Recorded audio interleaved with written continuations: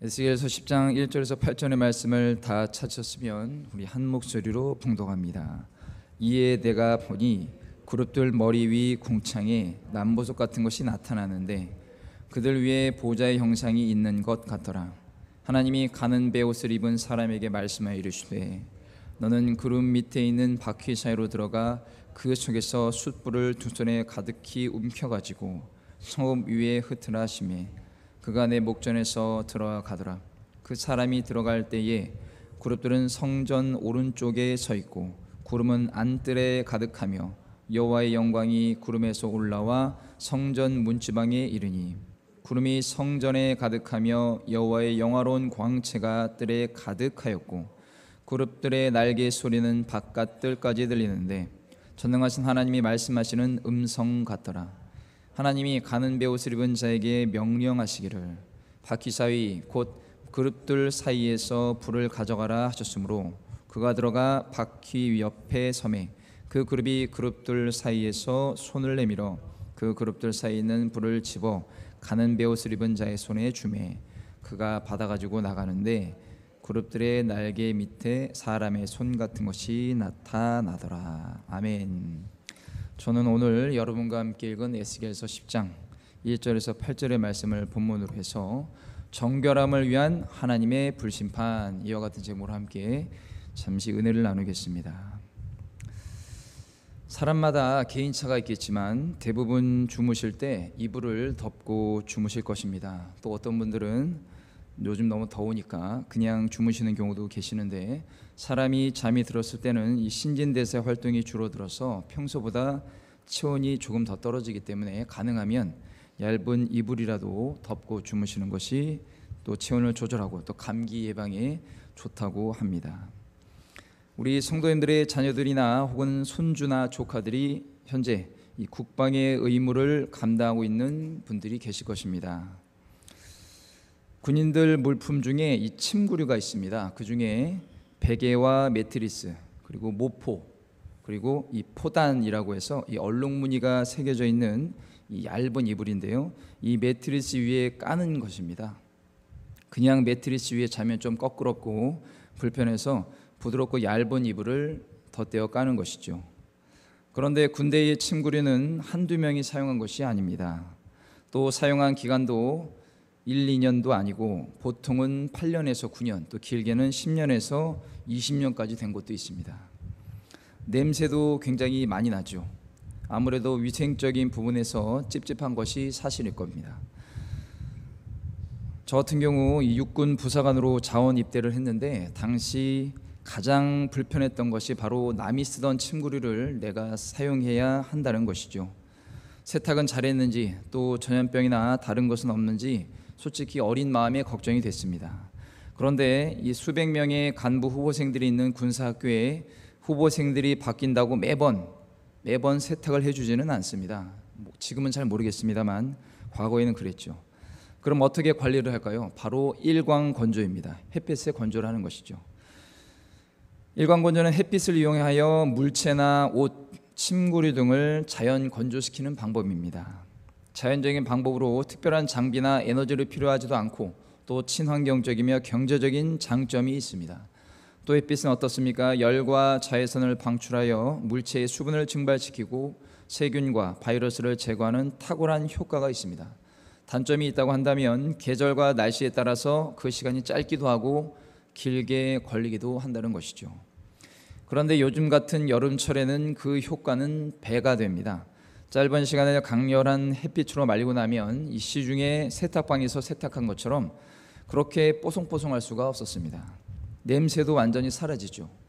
저는 처음에는 왜 이런 짓을 하는지 한심했지만 그렇게 일광 건조를 하고 나서 이 덮고 자는 이불이 너무나 상쾌했기 때문에 지금처럼 장마가 지나고 본격적인 무더위가 시작되는 이 8월에는 필히 일광 건조를 시켜서 침구류를 완전히 소독을 시켰습니다.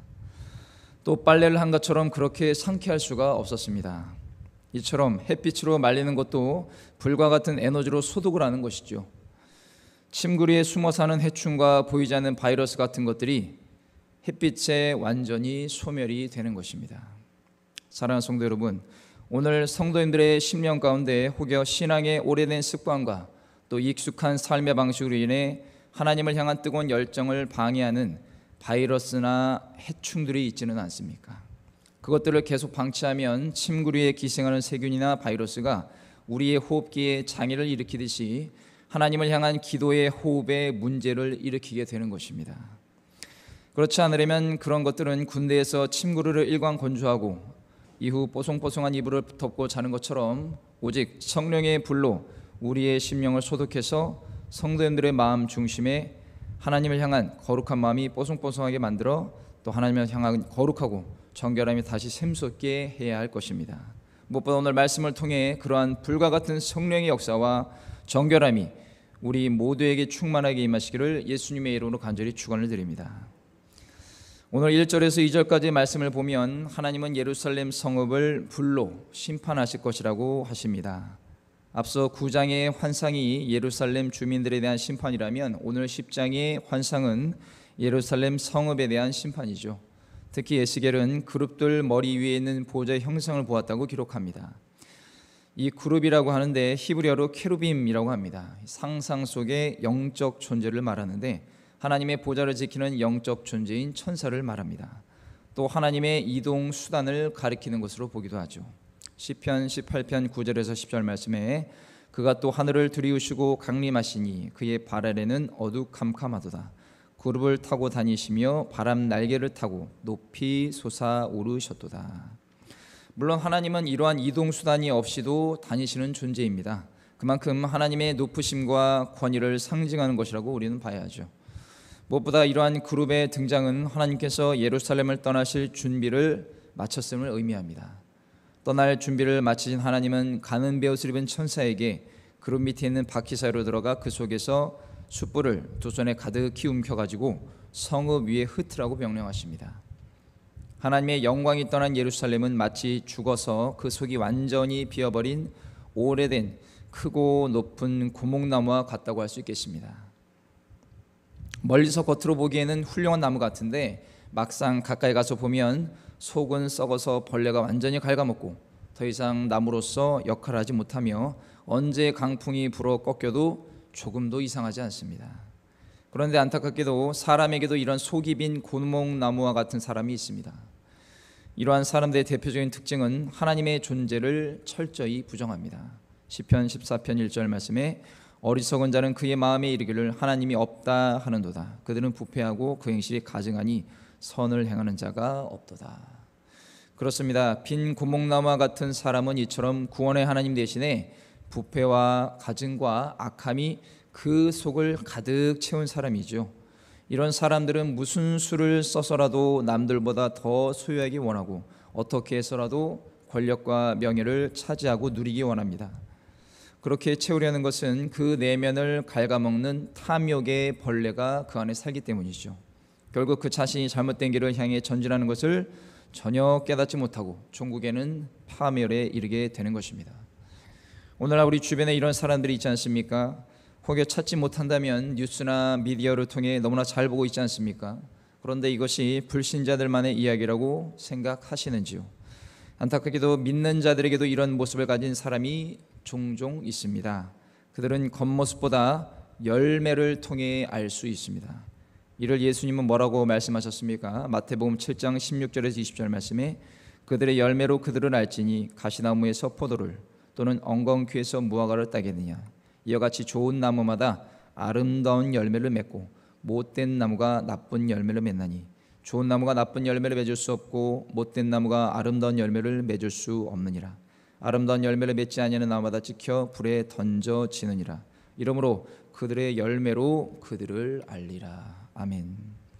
예수님의 말씀처럼 속이 썩어서 좋은 열매를 맺을 수 없는 나쁜 나무는 불의 심판을 받듯이 오늘 에스겔에게 임한 하나님의 말씀과 같습니다. 하나님과 예수님은 동일하시기에 그 하시는 말씀과 행동이 다를 수가 없지요. 창세기에 보면 우리가 아는 가장 무섭고 확실한 심판이 두 번 등장합니다. 첫 번째는 노아의 시대에 있었던 전 세계적인 대홍수 심판이고 이후 아브라함 시대에 있었던 국지적인 즉 일정한 지역의 불심판입니다.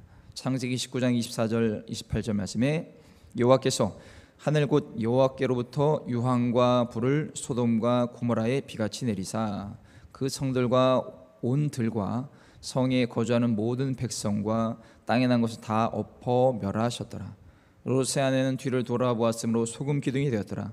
아브라함이 그 아침에 일찍 일어나 여호와 앞에 서 있던 곳에 이르러 소돔과 고모라와 그 온 지역을 향하여 눈을 들어 연기가 옹기가마의 연기같이 치솟음을 보았더라. 아시다시피 소돔과 고모라는 성적인 방종으로 인해 철저히 부패하고 타락이 극에 달한 도시였고 거룩하신 하나님은 도저히 이러한 모습을 보실 수가 없으셨습니다. 그래서 마지막 기회를 주셨지만 그 도시의 사람들은 아랑곳하지 않았죠. 결국 하나님이 내리신 유황의 불덩이가 롯과 두 딸을 제외하고 도시와 모든 사람을 태워 없앤 것입니다. 특히 이 불은 하나님을 상징하는 것이기도 합니다. 신명기 4장 24절 말씀에 내 하나님이 여호와는 소멸하는 불이시오 질투하시는 하나님이시라. 여기서 소멸이라는 단어는 히브리어로 아칼인데 완전히 삼켜버리다라는 뜻을 갖고 있습니다. 이것은 열왕기상 18장에 엘리야가 하나님을 위해 만든 제단에 하나님이 불이 내려서 제단과 그 모든 것을 완전히 태워버린 사건에 대해서도 증언하는 단어입니다. 열왕기상 18장 38절에 이에 여호와의 불이 내려서 번제물과 나무와 돌과 흙을 태우고 또 도랑의 물을 핥은지라. 아멘. 사랑하는 성도 여러분, 창세기 소돔과 고모라의 심판과 오늘 에스겔에서 예고하신 하나님의 불심판의 목적은 죄로 인해 더러워진 도시를 정결하게 하는 것이며 죄를 미워하시는 하나님의 공의를 드러내는 위대한 사건입니다. 이를 통해 우리는 내가 하나님 앞에서 정결하고 거룩하게 되어야 하는 부분이 무엇인지 깨닫게 되죠. 그러나 끝까지 고집을 피우며 이를 거부하는 사람들이 있는데 성경은 이런 사람을 다음과 같이 말합니다. 시편 49편 20절 말씀에 존귀하나 깨닫지 못하는 사람은 멸망하는 짐승 같도다. 그렇다고 해서 이는 사람 스스로 생각으로 깨달을 수도 없고 혹 지식적으로 알았더라도 이것이 주님 앞에 받으실 만한 것이 될 수 없습니다. 그래서 우리는 예수님의 보혈을 의지하여 회개하고 죄사함을 받고 이후에 성령의 불침례를 받아야 합니다. 내면에 뜨거운 성령의 불침례가 있어야 한다는 말이죠. 그것이 나의 과거의 죄, 현재의 죄, 미래의 죄에 대해 깨닫게 하고 오직 거룩하신 하나님의 뜻을 이루는 복된 도구가 되게 하는 것입니다.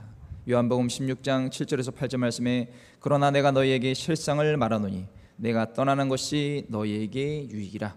내가 떠나가지 아니하면 보혜사가 너희에게로 오시지 아니할 것이요 가면 내가 그를 너희에게로 보내리니 그가 와서 죄에 대하여 의에 대하여 심판에 대하여 세상을 책망하시리라. 아멘. 그러므로 우리는 최초의 성령 침례를 받고 이후 날마다 성령 충만을 사모하고 또 사모해야 하는 것입니다. 우리 일상의 필수품인 휴대폰을 한번 충전했다고 해서 방전이 될 때까지 사용하는 사람이 계십니까? 대부분 배터리가 한 3분의 1까지 떨어지기 전에 충전을 하시지 않습니까? 이처럼 우리는 휴대폰 충전은 빠짐없이 잘하면서 정작 우리 영을 하나님 아버지와 연결시켜 주시는 영적인 배터리인 성령의 충만함에 대해서는 다소 소극적인 모습이 있지 않는지 스스로 돌아볼 필요가 있는 것입니다. 어떤 사람은 휴대폰 배터리를 제때 충전하지 못하니까 또 보조 배터리도 갖고 다니는 준비성이 철저한 사람도 계신데 우리는 무엇보다 언제 어디서나 하나님을 향해 드리는 예배를 통해서 그 예배를 통해서 성령의 충만함을 받아야 하는 것입니다. 물론 부득이 성전 예배를 드릴 수 없는 상황이라면 모르겠지만 할 수만 있다면 성전에 나와서 예배를 드리고 믿음의 백성들과 영적인 교제를 나눠야 신앙이 자라고 후퇴하지 않는 것입니다. 예배란 하나님께 올려만 드리는 것에서 그치지 않고 하나님이 우리에게 내려주신 은혜를 주님의 백성들과 거룩하게 나누는 것도 예배의 중에 하나인 것입니다. 받기만 좋아하고 나누지 않는 것은 하나님의 방법이 결코 아니지요. 누가복음 24장에 보면 부활하신 예수님이 엠마오로 가던 두 사람과 이야기를 나누신 후에 그들의 요청에 의해 식탁 교제를 나누는 장면이 등장합니다.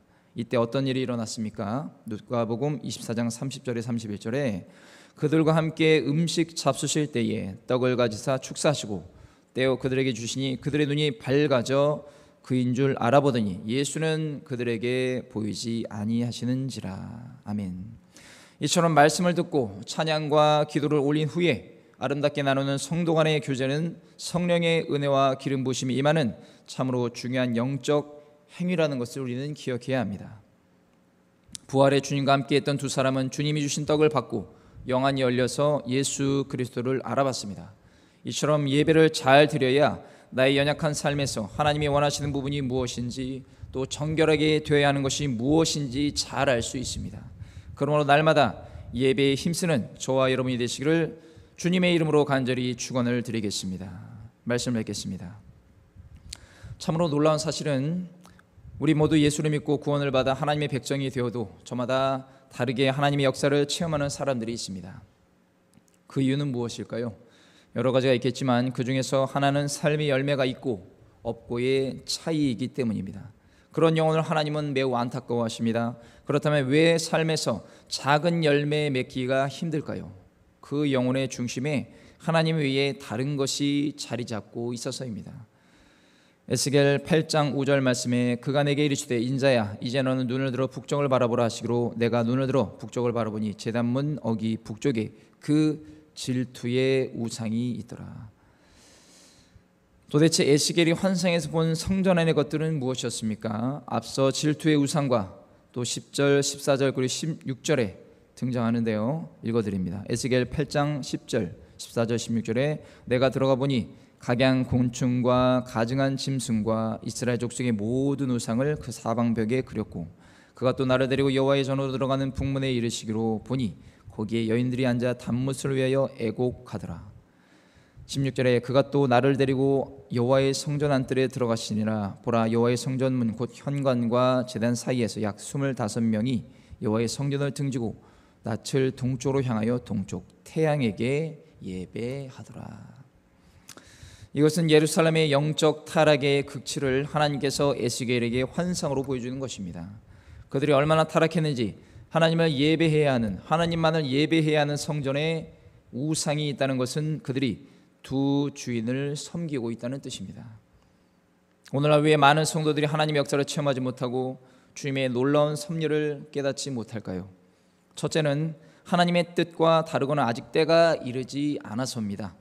하나님은 온 세상의 절대 주권을 갖고 계신 유일한 존재이시죠. 그 하나님께서 자신의 생각과 계획과 판단에 따라 저와 여러분에게 역사하십니다. 그러나 우리는 이것을 알 수 없기 때문에 하나님의 역사를 간구하고 또 간구하고 또 간구해야 하는 것이죠. 둘째로 한 영혼의 중심에 하나님 외에 다른 것을 주인으로 삼고 있기 때문입니다. 하나님 외에 대표적인 주인은 무엇입니까? 이 땅에서 썩어서 한순간에 없어져 버릴 것들이죠. 돈, 권력, 명예, 그런 것들이 대표적입니다. 예수님은 마태복음 6장 24절에 이렇게 말씀하셨습니다. 한 사람이 두 주인을 섬기지 못할 것이니 혹이를 미워하고 저를 사랑하거나 혹이를 중히 여기고 저를 경히 여김이라. 너희가 하나님과 재물을 겸하여 섬기지 못하느니라. 아멘. 그렇게 하나님께 매여 살지 못하고 물질에 매여 살고 성령을 쫓아가는 삶을 살지 못하고 물질을 쫓아가는 사람은 결국 하나님의 종이 되지 못하고 물질의 노예가 되어버리고 마는 것이죠. 디모데전서 6장 10절 말씀에 돈을 사랑함이 일만하게 뿌리가 되나니 이것을 탐내는 자들은 미혹을 받아 믿음에서 떠나 많은 근심으로써 자기를 찔렀도다. 결국 이러한 영혼에게는 하나님의 선한 역사가 아니라 심판과 징계의 역사밖에 남지 않습니다. 오늘날 많은 사람들이 심지어 예수를 믿고 구원을 얻었다고 여기며 교회에 출석하여 하나님을 예배한다고 하면서도 정작 하나님이 선물로 주신 세상의 것들을 하나님보다 더 사랑하며 그것에 노예가 되어 사는 사람들이 있습니다. 골로새서 3장 5절 말씀에 그러므로 땅에 있는 지체를 죽이라 곧 음란과 부정과 사욕과 악한 정욕과 탐심이니 탐심은 우상 숭배니라. 그럼에도 긍휼과 자비와 사랑이 무한하신 하나님은 이런 영혼을 불쌍히 여기셔서 회개하고 돌아서기를 끊임없이 말씀하시지만 이미 물질의 노예가 되어버린 영혼은 하나님의 회개의 촉구의 음성이 들리지 않고 하나님은 그런 영혼의 그 심령에서 옮겨 가시는 것입니다. 고린도전서 3장 16절에서 17절 말씀에 너희는 너희가 하나님의 성전인 것과 하나님의 성령이 너희 안에 계시는 것을 알지 못하느냐. 누구든지 하나님의 성전을 더럽히면 하나님이 그 사람을 멸하시리라. 하나님의 성전은 거룩하니 너희도 그러하니라. 아멘.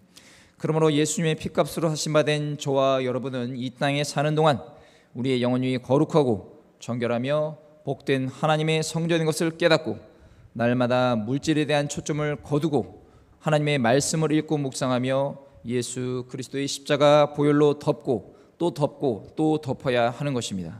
그리고 성령의 충만함을 받고 또 받아서 성령의 불이 거룩하게 타오르는 주님의 성전이 되어 하나님의 임재와 그분의 영광이 떠나시지 않고 충만하게 구하시는 우리 귀한 성산순복음교회 모든 성도들이 되시기를 예수님의 이름으로 간절히 축원을 드립니다. 기도하겠습니다.